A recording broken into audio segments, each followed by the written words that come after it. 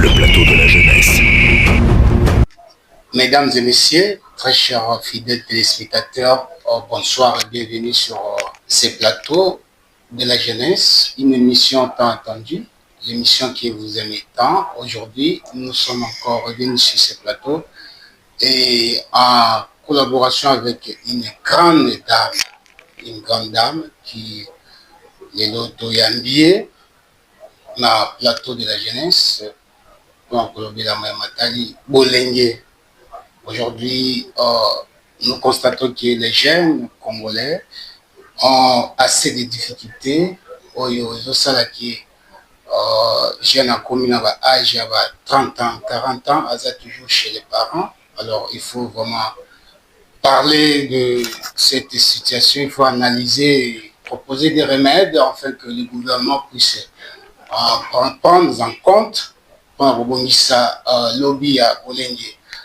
Aujourd'hui, nous allons aborder avec notre chère dame, Obukoye Baye Kalate, une jeune très ambitieuse, une jeune compétente.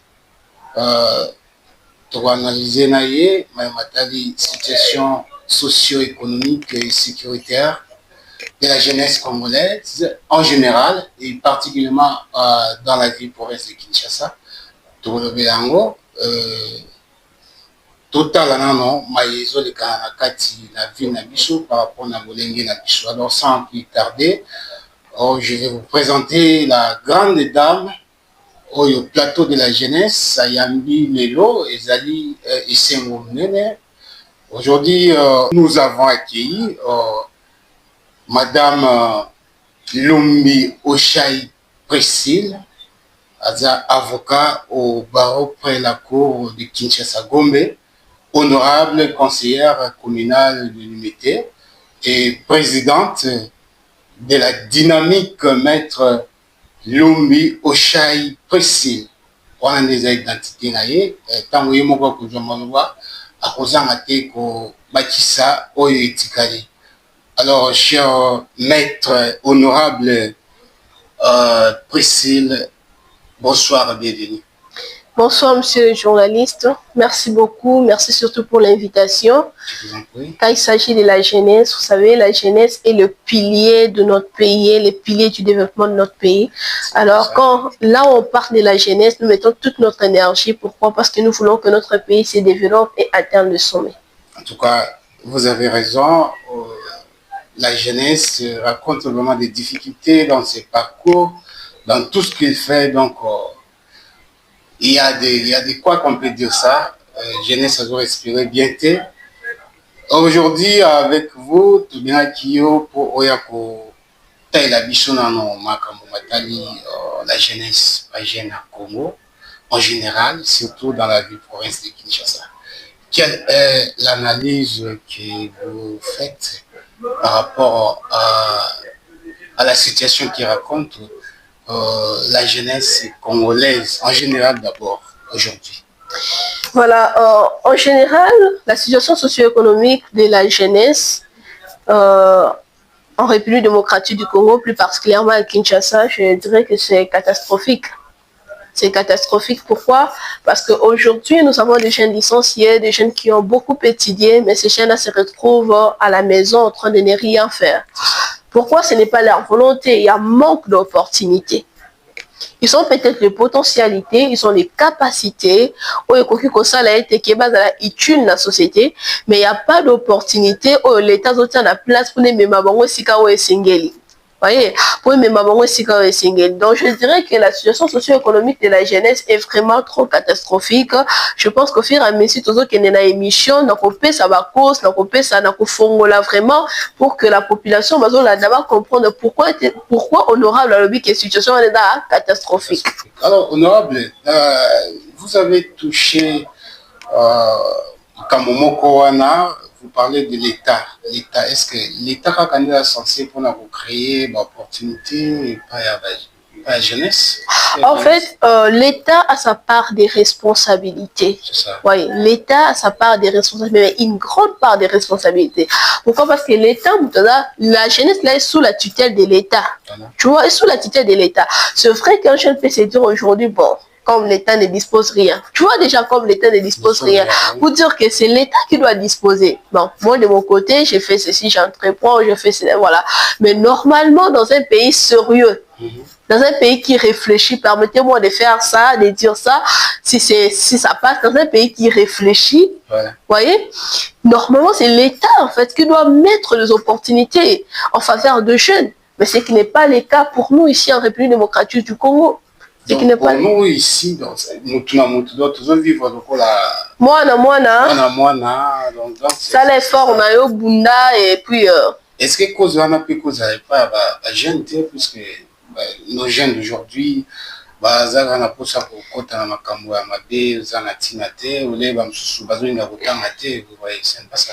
Bon, c'est ça non, je l'ai dit très bien ici qu'il y a la part des responsabilités.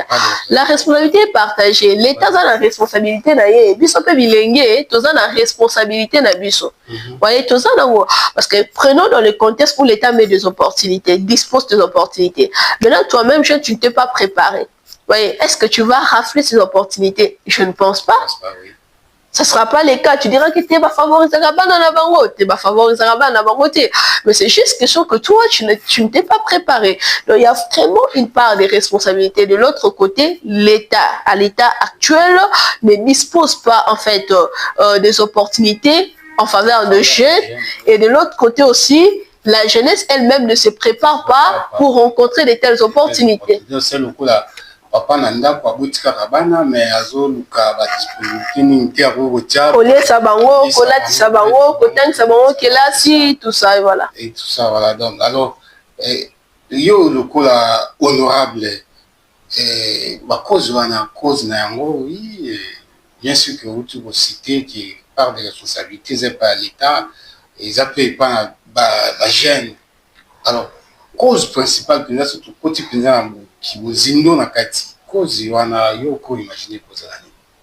En fait la cause principale aux ça été que qu'il n'y ait pas vraiment d'opportunité ceci cela et voilà. Moi de mon côté ça c'est ma réflexion, cela n'engage que moi-même. Je dirais ce sont les ministères sectoriels qui ne respectent pas qui ne reflètent pas la pensée du président de la République. Voyez, en fait, le gouvernement a un plan. Voyez, chaque gouvernement son plan. Nous voulons faire ceci, nous voulons faire cela. Vous verrez très bien si vous suivez le gouvernement Souminois, bien sûr, il y a un plan que le gouvernement avait prévu. Et dans ces plans-là, il faut qu'il y ait en fait la multiplication des stratégies. Il faut qu'il y ait la multiplication des stratégies pour la jeunesse et tout ça. C'était très bien. Et là aussi, le président avait martelé. Le président avait martelé sur la création d'entreprises. Vous voyez, la création d'emplois pour que le jeune se retrouve, les jeunes trouvent le travail et tout ça. Maintenant, le problème revient maintenant au ministère sectoriel. Je prends par exemple le ministère de la jeunesse. Et je prends le ministère de la jeunesse. Il y a des gens qui déposent par exemple le projet dans ce ministère-là. Mais jusqu'à aujourd'hui, ce projet ne passe pas. Mais tu verras les projets des gens, Banaya, les projets de ceci, de cela. Je suis politique, mais permettez-moi de faire une analyse juridique ou scientifique, pour que nous puissions comprendre en mieux ce que je suis en train de dire. Voyez. Tu verras très bien que le projet que les gens amènent, les ministères prennent ça comme ses propres projets, ils ne répondent pas à ces jeunes, mais vous le verrez après 2 jours. Bizarrement, le ministère va mettre ses projets en marche. Mais tu te dis, c'était mon projet. Comment c'est arrivé là-bas? Comment c'est fait ceci? Tu vois, là maintenant, par contourner, on va triquer. Tu vois, donc le problème, je dirais, c'est au niveau des ministères sectoriels. Parce que déjà, il y a un plan du gouvernement. Et dans ces plans-là, le président de la République, son Excellence Félix Antoine Tshisekedi Tshilombo, insiste sur la création d'emplois pour le jeune.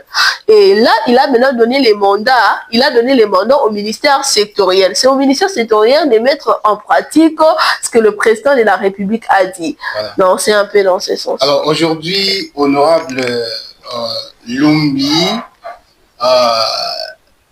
nommé au niveau du ministère de la jeunesse. Pourquoi c'est le ministère de la jeunesse? Il y a beaucoup de ministères. On a beaucoup de ministères, monsieur le journaliste. Ce qui concerne la jeunesse pour le moment. Alors je propose aujourd'hui Honorable Loumi comme ministre de la jeunesse. Quel remède vous allez mettre en place pour régler la situation de la jeunesse? Une très belle question, mais toutefois je voulais que tu ouvres ça par, c'est pas seulement le ministère de la jeunesse, il y a tout le ministère et tout ça, mais toutefois je vais répondre, je vais répondre le mieux, je vais répondre. Oui. Et aujourd'hui, honorable Priscille Mboshaï, nommé ministre de la jeunesse. Yeah. Quel remède, tout ça, voilà.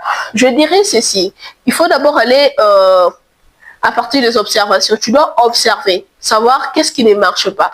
Parce que tu ne peux pas venir quelque part, tu apportes une chose qui ne correspond pas aux besoins de la population. Vous voyez, c'est très dangereux. Sinon, tu risques, la population a besoin, par exemple, de l'eau, toi, tu apportes la bière, ou bien tu apportes à manger. Tu vois, c'est paradoxal, c'est contraire. Alors, la première des choses, tu dois d'abord savoir quel est vraiment le besoin de cette population actuellement. Vous voyez, quel est vraiment ces besoins-là? C'est ça la première des choses que je ferai. D'abord connaître, et c'est avec ces besoins-là que nous allons maintenant répondre avec mon équipe, parce que le ministère de la Jeunesse, c'est pas seulement la ministre, c'est toute une équipe. Alors nous allons maintenant répondre à ces besoins pour la jeunesse. Si on découvre par exemple qu'il y a un problème de chômage, qu'est-ce qui fait en sorte que le jeune soit dans le chômage? Non, il n'y a pas d'opportunité, on va créer les opportunités d'emploi. C'est important. Qu'est-ce qui fait en sorte que les jeunes soient dans le chômage? Oh, peut-être il n'y a pas un système éducatif solide. Alors, que faut-il faire? On va mettre un système éducatif solide.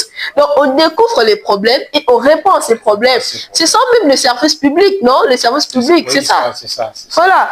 Vous connaissez les problèmes, vous découvrez les problèmes et vous mettez les moyens pour répondre à ces problèmes. Donc. Alors, d'après votre... je n'entre pas dans des polémiques, je veux savoir votre position par